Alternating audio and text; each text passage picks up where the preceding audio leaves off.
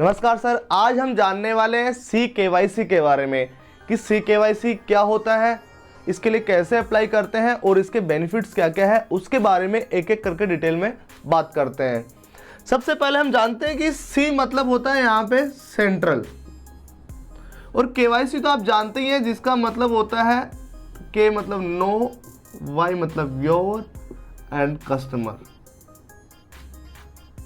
अगर हम इसको सिंपल भाषा में समझे, जैसे कि हमारा कोई फ्रेंड होता है या कोई रिलेटिव होता है, अगर उससे हम किसी पैसे का लेन देन करते हैं तो हम उससे कोई पैन कार्ड या कोई आधार कार्ड थोड़ी लेते हैं, क्योंकि हम उसे पर्सनली जानते हैं। और ऐसे क्या होते हैं, फ्रेंड्स और रिलेटिव क्या होते हैं, लिमिटेड होते हैं। तो उनसे अगर हमें कोई फाइनेंशियल ट्रांजैक्शन करना है तो हम कोई आधार कार्ड या पैन कार्ड कोई नहीं लेते हैं। लेकिन वही अगर बैंक या किसी फाइनेंशियल इंस्टीट्यूट की बात करें तो वहाँ पर क्या होते हैं, उनके पास कस्टमर्स बेस ज़्यादा होता है, तो वो किसी को पर्सनली या फ्रेंडली रिलेशन नहीं रख सकते। वो बोलते हैं भाई अगर आपको हमारे साथ जुड़ना है या हमारे पास कोई खाता खुलवाना है तो आप अपना KYC कंप्लीट कर लीजिए, उसके बाद में आप हमारे साथ जुड़ सकते हैं। तो किसी भी KYC को कंप्लीट करने के लिए नॉर्मली क्या ज़रूरत पड़ती है, सबसे पहले कोई अगर किसी बैंक में अगर हम खाता खुलवाते हैं तो वह बोलते हैं कि सबसे पहले आप अपना आधार कार्ड, पहला डॉक्यूमेंट हो गया। दूसरा वो बोलते हैं कि आप पैन कार्ड भी दे दीजिए। उसके बाद में कोई फ़ोटो वगैरह है तो वो दे दीजिए, 2 फोटो हो गई। या फिर कोई बैंक स्टेटमेंट, अगर किसी दूसरे बैंक में आपका खाता है तो वो भी आप अपना वहाँ पर दे सकते हैं। मतलब नॉर्मली ये सब चीज़ें क्या होती है, KYC के लिए रिक्वायर्ड होती है।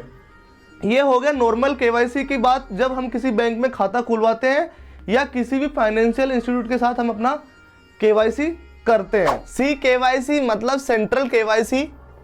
यह एक 14 डिजिट का नंबर होता है जो यूनिक होता है।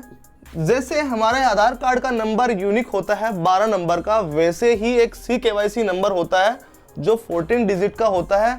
और वह मिलता कहाँ से है, यह एक गवर्नमेंट एजेंसी है CERSAI। यह एजेंसी आपको 14 डिजिट का CKYC नंबर इश्यू करती है।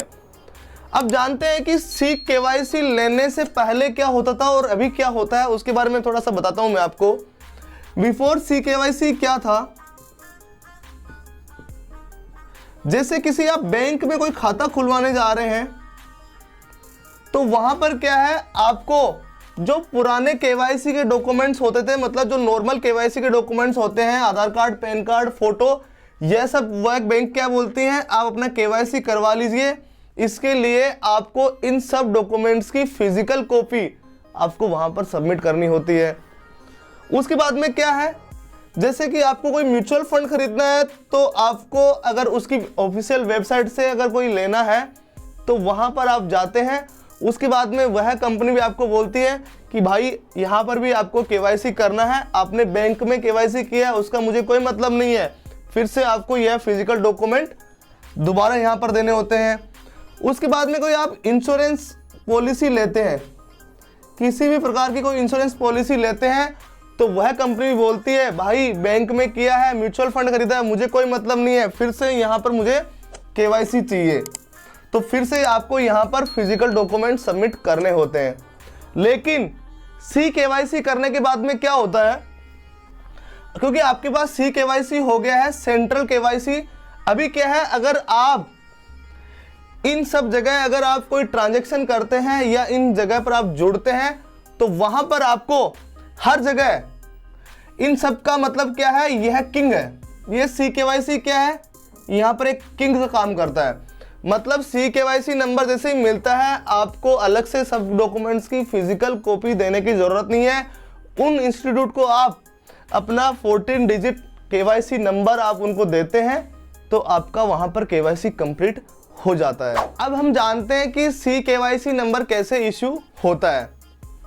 अभी इंडिया के अंदर ये 4 एजेंसियां हैं, जैसे कि पहला हो गया RBI, दूसरी हो गई SEBI और तीसरी होगी IRDAI और 4th नंबर पे है PFRDA। ये 4 एजेंसियां ऐसी हैं जहां पर आप कोई प्रोडक्ट परचेज करते हैं या फिर उनसे किसी भी प्रकार का कोई फाइनेंशियल ट्रांजैक्शन करते हैं तो ये एजेंसियां क्या करती है, आपके जो केवाईसी के डॉक्यूमेंट होते हैं वह CERSAI जो मतलब कि CKYC के लिए एक ऑथराइज गवर्नमेंट एजेंसी है, इसको यह फॉरवर्ड कर देते हैं। मतलब ये एजेंसियां आपके डॉक्यूमेंट्स को इस एजेंसी को फॉरवर्ड कर देती है। फिर CERSAI क्या करती है, यह एजेंसी आपको एक 14 डिजिट का CKYC नंबर इश्यू कर देती है। कई लोग क्या बोलते हैं कि आप डीमैट खाता खुलवा लो किसी ब्रोकर के पास तो आपको CKYC मिल जाएगा। अगर आप CKYC नंबर के लिए सिर्फ आप अगर डीमैट खाता खुलवाते हैं तो वह कोई अच्छी बात नहीं है। जैसे क्या होता है, कई बार किसी फाइनेंशियल इंस्टीट्यूट के साथ, कई बार क्या होता है किसी बैंक में अगर आपका खाता है या कोई आपने इंश्योरेंस पॉलिसी परचेज किया है तो ऑटोमेटिक आपको CKYC नंबर इश्यू हो जाता है, जो आपको रजिस्टर्ड मेल पे या आपका जो रजिस्टर्ड मोबाइल नंबर होता है उसके ऊपर आपको रिसीव हो जाता है। इस वीडियो को थोड़ा मैं ब्रीफ अभी कर देता हूं। CKYC एक 14 डिजिट का नंबर होता है जो CERSAI द्वारा इश्यू होता है। यह नंबर मिलने के बाद में आपको हर जगह KYC करने की जरूरत नहीं होती है। यह नंबर आप वहां पर दे सकते हैं जिससे आपका KYC कंप्लीट हो जाता है। आज मैंने आपको CKYC के बारे में डिटेल में बताया। यह वीडियो आपको कैसा लगा प्लीज कमेंट करके जरूर बताइए, जिससे मुझे नए वीडियो बनाने में मोटिवेशन मिलता है। यह वीडियो अच्छा लगे तो प्लीज लाइक शेयर और सब्सक्राइब कर देना। नेक्स्ट वीडियो में मिलते हैं, तब तक बाय बाय।